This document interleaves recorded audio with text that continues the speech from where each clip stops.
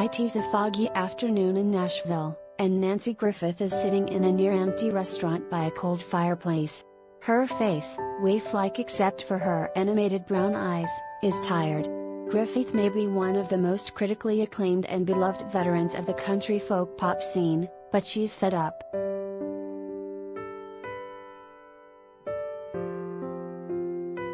Not that anyone could blame her. After touring almost constantly for 10 years, garnering a Grammy nomination in 1986 and building a huge following in Ireland and England, she has yet to crack America's consciousness. "Why do I have to do this?" she asks. "I write good music, and I don't just toss it off. Why, at 37 years and my 9th album, am I still having to stay on the road 11 months a year when someone like Tracy Chapman can come along and have one huge hit and is set for life?"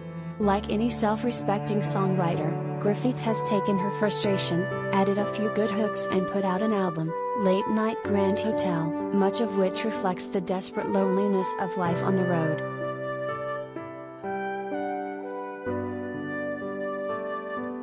Griffith's distress is all the more poignant when you consider that she's been at this almost since she could read.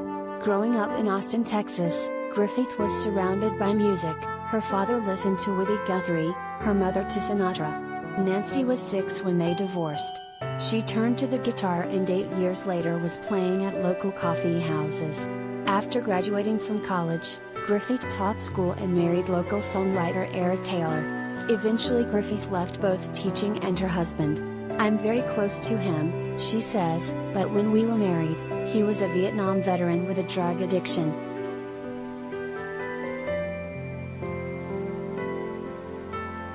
Griffith began recording albums for independent labels. Her 4th record, Last of the True Believers, Rounder Records, was nominated for a Best Contemporary Folk Album Grammy, and Griffith soon signed with MCA Nashville. According to Griffith, the label didn't know what to do with her. She allows that her voice, which is all highs, takes some getting used to, but she was flabbergasted when the radio person at MCA Nashville told me that I would never be on radio because my voice hurt people's ears. After a few albums, she was shifted over to MCA's pop division.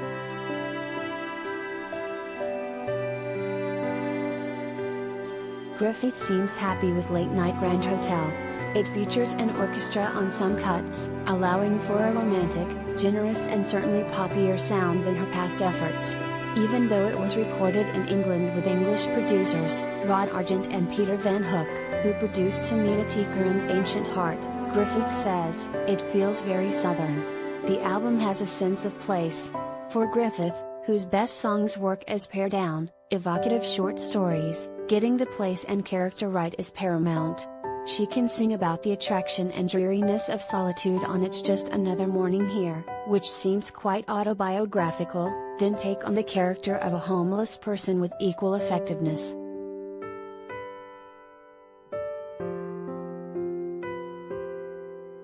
Despite Griffith's skill as a performer, other artists have had more success with her material than she has. The Grammy-winning From a Distance, penned by Julie Gold, has been a Griffith signature for years. But it was Bette Midler who had the hit.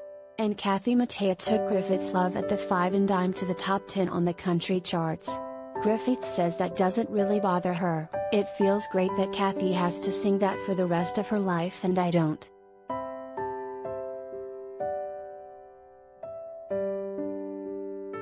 Griffith seems to appreciate the freedom afforded her by her moderate success.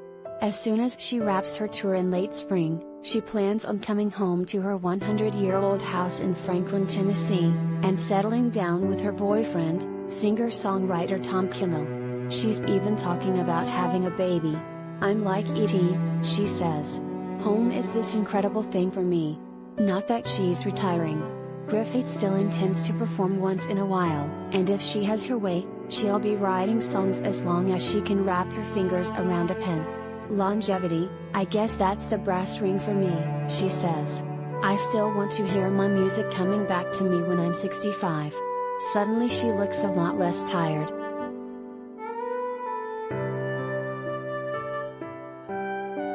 This story was originally published in issue 627 on April 2, 1992.